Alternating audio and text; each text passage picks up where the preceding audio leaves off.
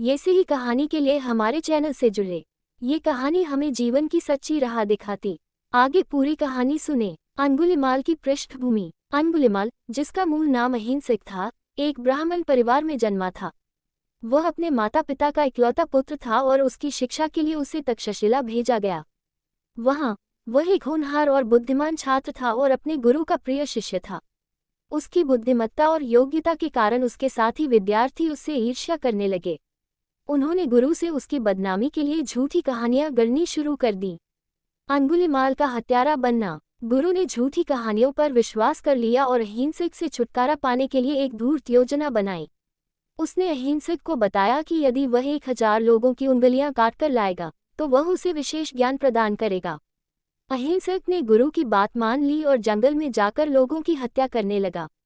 प्रत्येक हत्या के बाद वह उनकी उंगलियों की माला बनाता, जिसे पहनने के कारण वह अंगुलिमाल कहलाने लगा।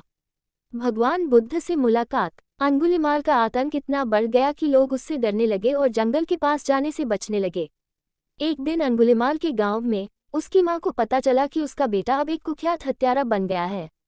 उसने अपने बेटे को रोकने का निर्णय लिया और जंगल की ओर जाने लगी। उसी समय भगवान बुद्ध को इस बात का पता चला और उन्होंने अंगुलिमाल को अहिंसा का पाठ पढ़ाने का निर्णय लिया। भगवान बुद्ध का सामना। जब अंगुलिमाल ने भगवान बुद्ध को देखा तो उसने उन्हें भी मारने का प्रयास किया। बुद्ध ने अपने धैर्य और करुणा से उसे रोकने का प्रयास किया।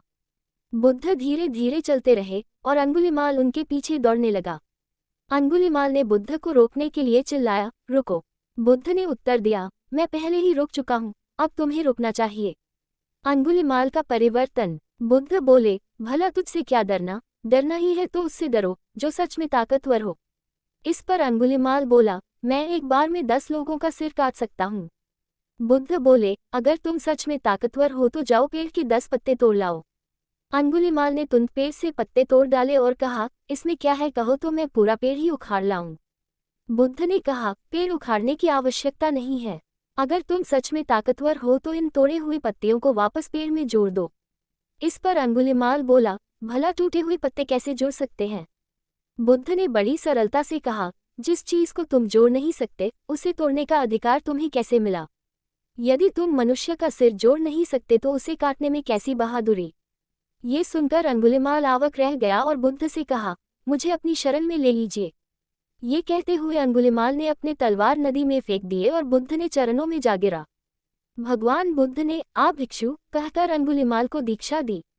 ये भगवान बुद्ध का चमत्कार ही था जिससे अंगुलिमाल भिक्षु बन गया।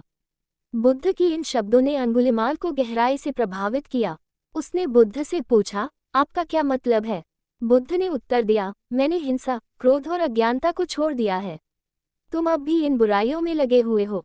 बुद्ध की करुणा और उनके उपदेशों ने अंगुलिमाल का हृदय परिवर्तन कर दिया। उसने अपना हथियार फेंक दिया और बुद्ध के चरणों में गिर गया। बुद्ध ने उसे धम्म का पाठ पढ़ाया और उसे अपने शिष्य के रूप में स्वीकार किया। अंगुलिमाल का प्रायश्चित और आत्मज्ञान। अंगुलिमाल ने भगवान बुद्ध की शिक्षाओं का पालन करते हुए अपने पापों का प्रायश्चित किया।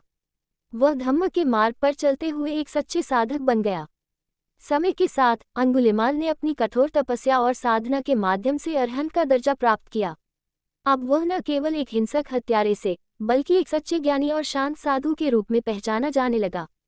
कहानी का संदेश। अंगुलिमाल की कहानी हमें ये सिखाती है कि कोई भी व्यक्ति कितना भी भटक चुका हो, सही मार्गदर्शन, करुणा और धैर्य से वह सही रास्ते पर आ सकता है। ये कहानी अहिंसा, क्षमा और आत्मज्ञान की शक्ति का एक महत्वपूर्ण उदाहरण है।